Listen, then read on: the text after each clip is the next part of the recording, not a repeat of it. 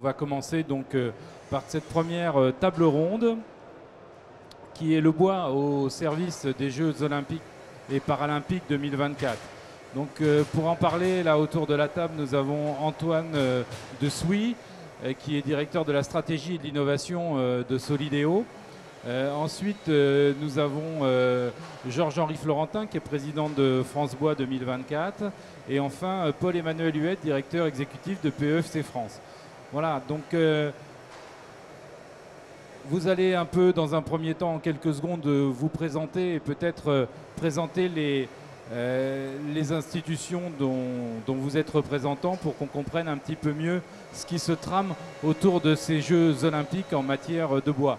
Donc je vais d'abord donner la parole à Antoine de Souy qui va nous expliquer ce qu'est Solideo et peut-être, puisque vous êtes directeur de la stratégie, quelle est la stratégie de Solideo dans le cadre des Jeux Olympiques? La Solideo, c'est l'établissement public créé pour livrer les ouvrages pérennes dont la réalisation est nécessaire pour tenir les Jeux Olympiques et Paralympiques de Paris 2024. Donc c'est une histoire qui a commencé il n'y a pas si longtemps que ça. Donc en septembre de 2017, la France a été désignée ville hôte pour les Jeux Olympiques et Paralympiques de 2024.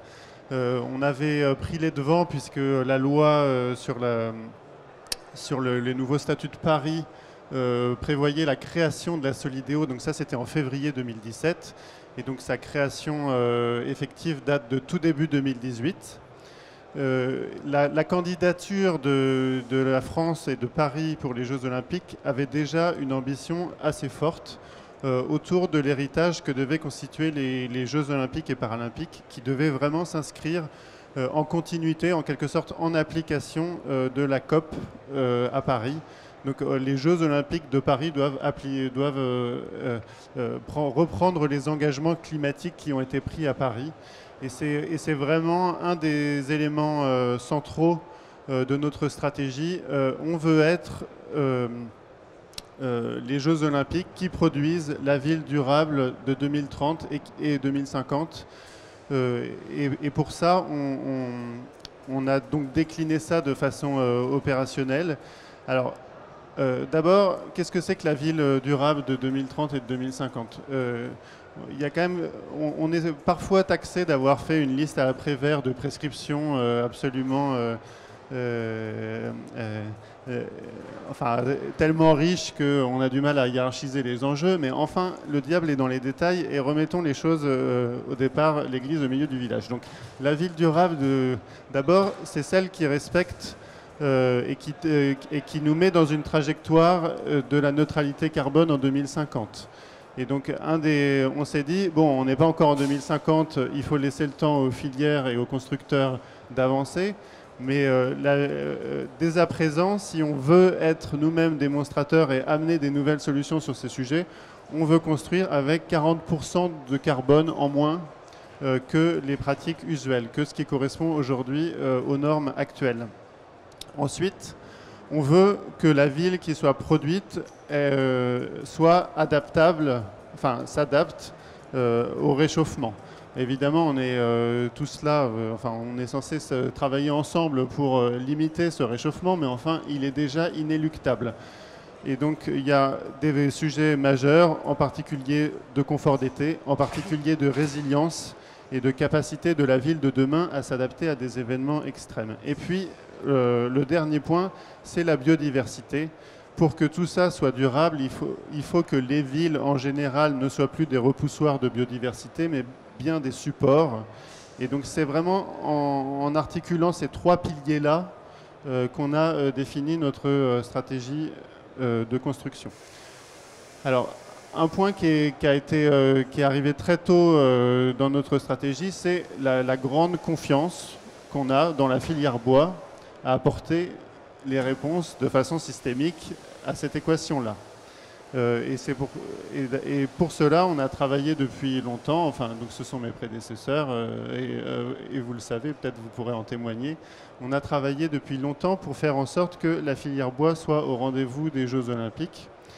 Et donc c'est bientôt l'heure de vérité, puisque les constructeurs vont être désignés pour l'essentiel dans les toutes prochaines semaines, que ce soit pour l'aménagement du village olympique et paralympique, pour la construction du centre aquatique olympique sous maîtrise d'ouvrage de la métropole du Grand Paris à Saint-Denis, que ce soit pour la réalisation de l'Arena 2 à Bercy, que ce soit aussi bientôt pour la réalisation du cluster des médias, donc qui est le village qu'on construit à Duny et un peu au Bourget à Courneuve, qui va accueillir les journalistes et les techniciens de la télé pendant les Jeux.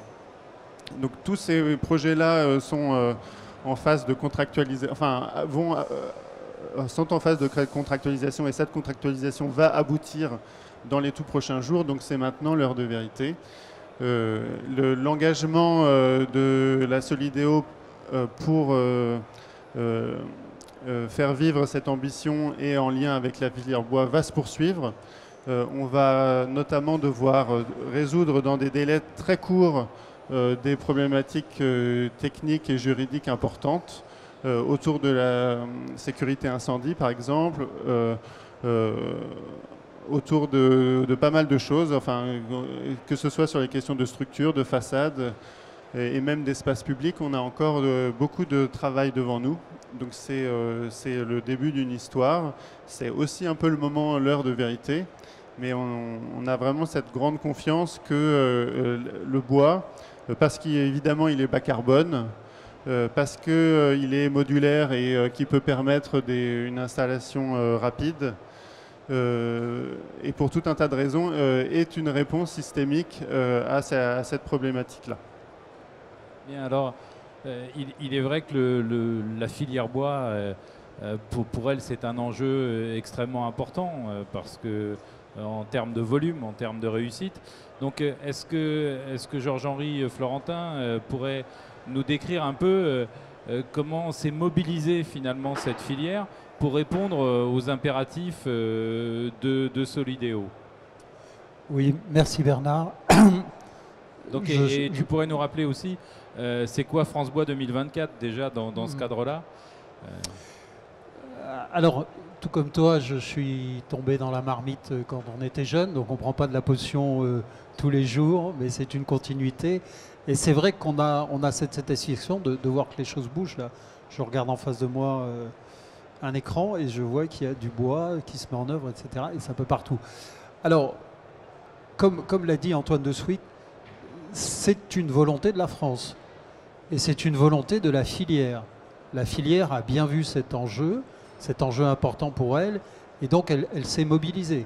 Elle s'est mobilisée il y a déjà plus d'1 an et demi, et lorsque l'on a renouvelé le comité stratégique de filière, puisqu'il bénéficie d'un soutien de 4 de nos ministères, un ministère qui est chargé du logement, celui qui est concerné aussi, ici celui de l'agriculture, celui de l'économie, celui de la transition énergétique, de la transition écologique, pardon.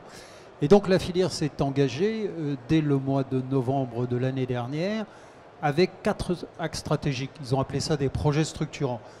Dans ces 4 axes stratégiques, la réussite des Jeux Olympiques avec le bois a été mis en avant. Donc c'est l'un de nos 4 projets de filière. Alors pour s'organiser, on avait constitué l'équipe de France de la construction bois, si tu veux, dès le mois de juin 2018. Et donc on a constitué ce que tu as appelé France Bois 2024. France Bois 2024, ce n'est qu'un outil de la filière, donc dans lequel nous avons des soutiens des 2 piliers de notre filière. Du côté amont, France Bois Forêt, du côté aval, France Bois Industrie Entreprise et le Codifab, qui financent les actions que nous menons. Alors les actions que nous menons, ce sont des actions collectives. Nous n'intervenons pas en actions privées. Mais nous mobilisons des spécialistes pour apporter aux maîtres d'ouvrage, en priorité votre société, la Solideo, mais aussi les acteurs de Pleine Commune, les gens de Marseille, les gens que vous avez cités pour l'Arena, le COJO France Bois 2024, parce qu'il y a la construction des bâtiments, mais il va y avoir aussi ce qu'on va mettre dans les bâtiments. Dans les bâtiments, il y aura du mobilier, et dans le mobilier, il y a du bois. Donc l'ensemble de l'activité, de l'action de la filière, c'est bien de faire en sorte qu'il y ait un maximum de bois. Je rassure ceux d'entre vous qui ne seraient pas de notre filière, il y aura d'autres matériaux, le Solideo y veille, et puis c'est une nécessité. On ne construira pas que des chalets en bois, il y aura d'autres matériaux, et y compris les matériaux biosourcés qui ne sont pas du bois, le type de chanvre, etc. Alors notre action a été premièrement de sensibiliser notre filière. Deuxièmement, d'agir auprès des différents acteurs pour qu'on n'oublie pas cet engagement de la France avec, comme le disait Antoine, cette nécessité de stocker le carbone. Et on a eu quelques succès puisque dès le MIPIM du mois de mars, il y a eu des annonces qui ont été lancées, non pas par votre présidente puisqu'elle était auprès de son père qui venait de décéder, mais par son vice-président, hein, donc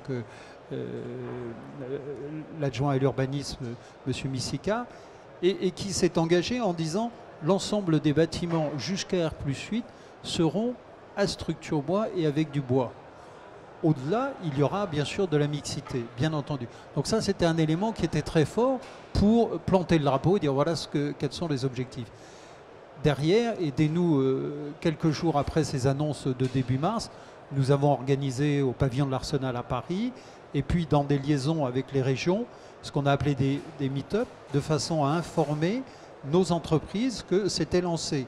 Et de donner à la Solidéo et aux autres maîtres d'ouvrage le nom des entreprises qui disaient bah, « moi je suis partie prenante, j'ai envie de le faire et je me mobilise pour ça ». Donc ça c'était premièrement, travailler avec les maîtres d'ouvrage et assurer aussi auprès de notre filière que l'information circulait bien.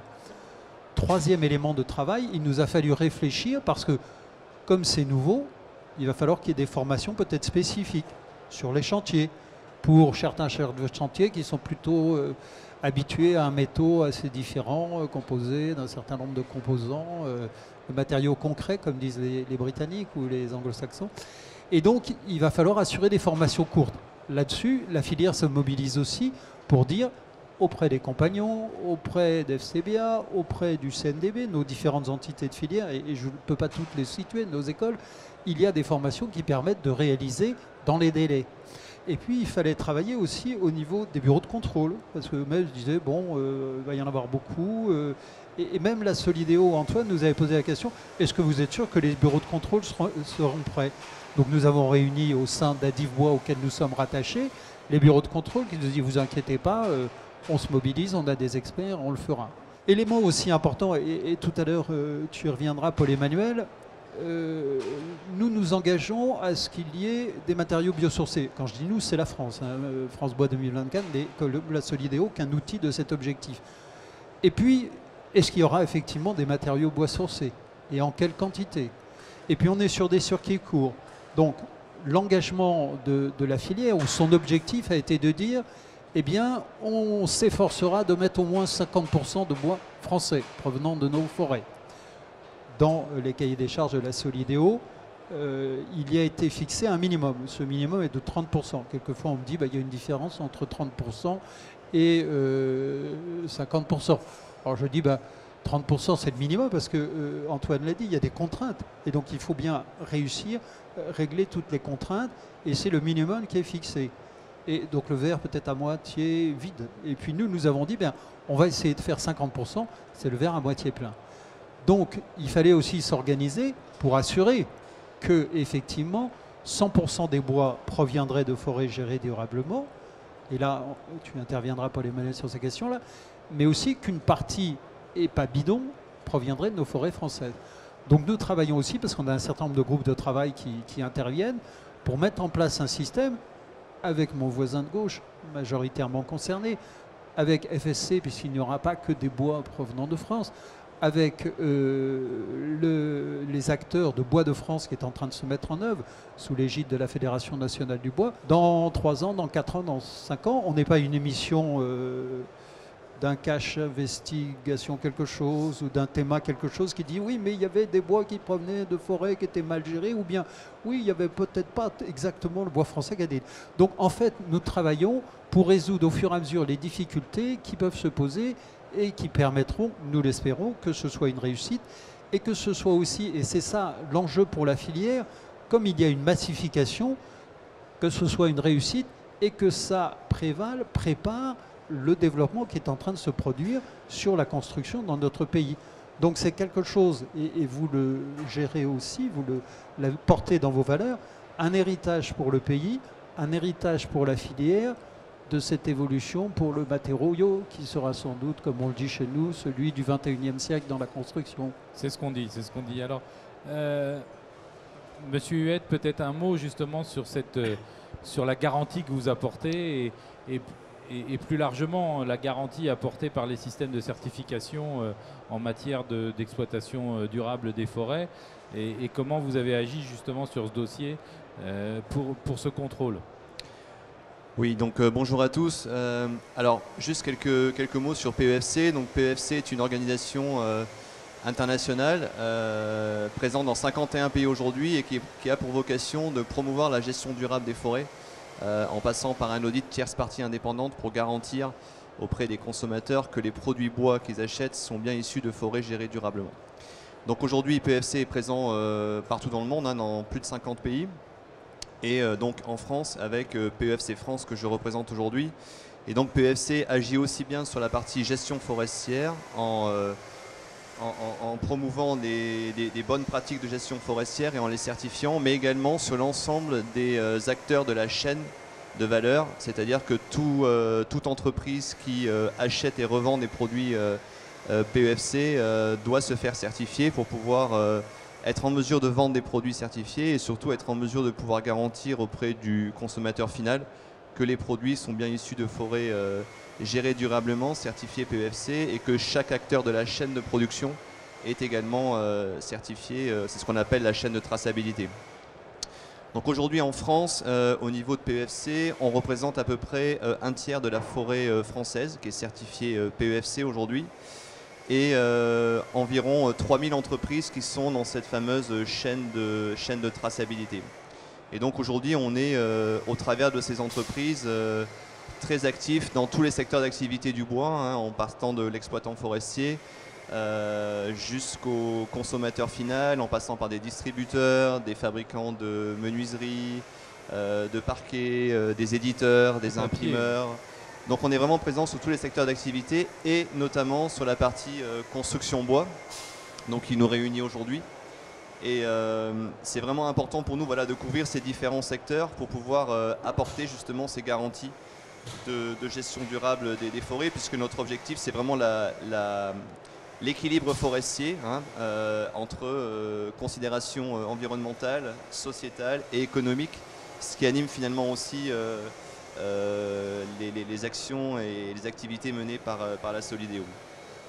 Donc si je fais maintenant un petit peu un zoom sur la partie construction bois, aujourd'hui le secteur de la construction bois en France il est déjà très mobilisé sur le secteur de la gestion durable des forêts, puisque aujourd'hui une étude récente dans la construction bois montrait que près de 90% des bois utilisés par les acteurs de la construction bois en France étaient certifiés, donc très majoritairement PEFC, puisqu'aujourd'hui 99% des bois certifiés produits en France sont certifiés PEFC, et que sur ces 90% de bois certifiés, près de 80% étaient certifiés PEFC.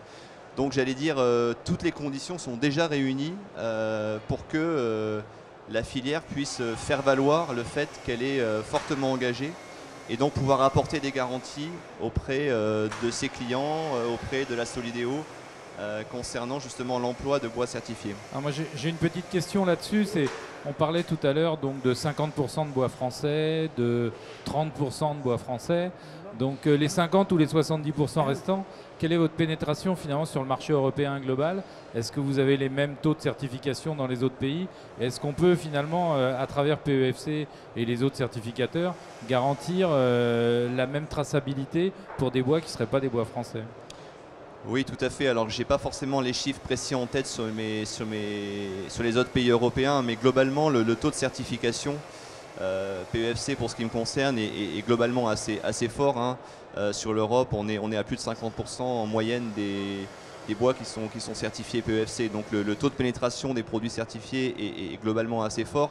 Et donc, j'allais dire, il y a plus de la moitié du chemin qui est déjà fait. La matière première existe, elle est disponible, elle est certifiée, mais l'enjeu véritablement aujourd'hui, c'est de pouvoir garantir aux maîtres d'ouvrage qui sont en fin de chaîne que justement ce bois est véritablement certifié. Et donc pour ça, il faut que l'ensemble des acteurs, c'est la fameuse chaîne de traçabilité que j'évoquais, puissent être habilités à acheter, à revendre des produits certifiés et à apporter cette garantie-là. Oui, c'est-à-dire que si on prend les produits PEFC qui arrivent en fin de chaîne, qui sont labellisés PEFC, ils ont toute la chaîne de traçabilité en amont, depuis l'exploitation jusqu'à toutes les étapes de fabrication.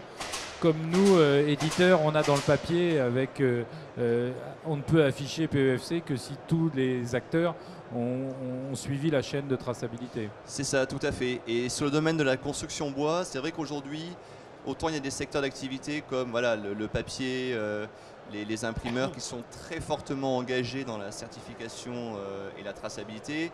Dans la construction, tous les ingrédients sont là, mais c'est vrai qu'aujourd'hui, il y a encore certains acteurs qui n'ont pas encore fait la démarche de se faire certifier pour pouvoir justement apporter des garanties, notamment aux maîtres d'ouvrage. Et donc aujourd'hui, au niveau de PEFC, on travaille beaucoup avec des promoteurs, avec les différents acteurs ensembliers, constructeurs bois, qui eux justement sont chargés d'acheter des menuiseries, des charpentes et différents produits bois pour les assembler et être en mesure de répondre au cahier des charges, notamment des maîtres d'ouvrage. Donc on travaille beaucoup avec ces acteurs-là qui aujourd'hui ne sont pas encore tous certifiés pour justement les engager dans cette démarche et justement faire en sorte qu'ils puissent montrer et démontrer que leurs produits bois sont bien certifiés. Et c'est d'ailleurs en ce sens-là qu'on a été fortement associé à France Bois 2024 dans les derniers mois, justement pour pouvoir être en mesure de proposer à la Solideo un cahier des charges à la fois exigeant, mais également très réaliste, très pragmatique pour dire ok, vous avez, vous, Solideo, fait la requête très forte d'avoir du bois et uniquement du bois certifié, donc avec des garanties de gestion durable des forêts, ce qui est un très fort engagement sur lequel effectivement toute la filière est consciente des enjeux mais aussi des opportunités par rapport à ce choix-là. C'est un vrai coup de projecteur sur la filière bois avec des bois durables, des bois certifiés. Et donc voilà, on travaille beaucoup avec France Bois 2024 pour pouvoir développer un système. Quand je dis un système, c'est concrètement un cahier des charges qui permet de dire ok, vous, différents promoteurs, vous envisagez de pouvoir répondre à l'exigence de Solideo. Comment est-ce que vous pouvez faire concrètement? Quels sont les outils en votre possession de manière très pragmatique, j'insiste là-dessus, pour pouvoir répondre à ces attentes-là.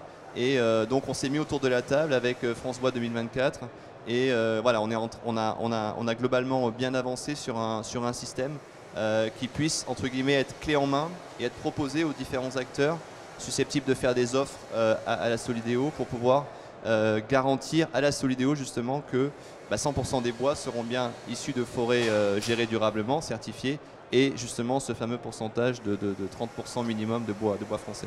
Alors, Georges-Henri, Florentin évoquait tout à l'heure notre longue carrière à tous les deux dans la filière bois. Donc, il sait comme moi que cette filière, elle est une filière de Gaulois qui aiment bien être indépendants. Donc, ta mission finalement de fédérer tout ce monde-là et de mettre en musique, comment ça s'est passé? Est-ce qu'en effet, les gens de la filière ont suivi? Est-ce que tu penses qu'aujourd'hui, France Bois 2024 a réussi à répondre stratégiquement, finalement, de façon globale et avec une réponse d'ensemble cohérente à la demande de Solideo? Je vais pas gonfler les plumes. Ce que je vais dire, c'est que très vite, et avant même que soient lancés les éléments même de la constitution de votre société, la filière s'est dit c'est un enjeu, parce que c'est un enjeu national. Donc il serait totalement anormal que la filière fleurs et bois ne soit pas participante d'un enjeu national. On a vu des solidarités, tout à l'heure vous allez parler de la cathédrale Notre-Dame de Paris. Quand il y a un enjeu national, les Gaulois se regroupent. Et donc dans la filière, ce phénomène a joué. Nos deux entités de l'amont et de l'aval se sont très rapidement associées pour le faire. Bon. Donc de ce côté-là, il n'y a pas d'ambiguïté. Lorsque nous avons fait notre premier meet-up au mois de mars, je l'évoquais, on se disait, est-ce qu'on va avoir 20 entreprises, j'entends constructrices, hein, des entreprises de notre filière, est-ce qu'on va avoir 60 entreprises de la filière forêt-bois? Il y avait 40 représentants des promoteurs et il y avait 150 ou un peu moins 120, 130 personnes de la filière qui étaient présentes. Donc là, je dirais que dans l'objectif, elle est là, la filière est là. Après, depuis le calice jusqu'au lèvre, il y a toujours une certaine distance. Et en particulier, les contraintes que nous avons en termes de délai, celles que vous avez, les contraintes qui existent sur l'économie au niveau du marché, font que effectivement, c'est pas gagné. Et donc, le boulot de France Bois 2024, c'est de travailler à chacune des étapes pour apporter l'huile qui va faire que le système fonctionne, en restant bien dans un domaine d'activité collective, en ne favorisant pas telle ou telle entreprise, mais en faisant en sorte que l'ensemble de l'équipe de France de la construction bois puisse être présente.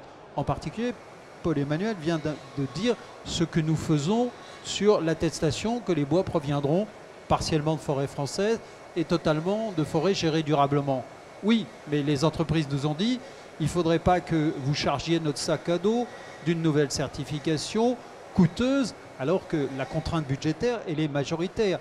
Et donc notre travail, c'est de se dire, on se met autour d'une table, on n'a jamais travaillé les trois ensemble, je veux dire PEFC, FSC, Bois de France, pour trouver une solution qui ne soit pas onéreuse pour nos entreprises et qui réponde à la question.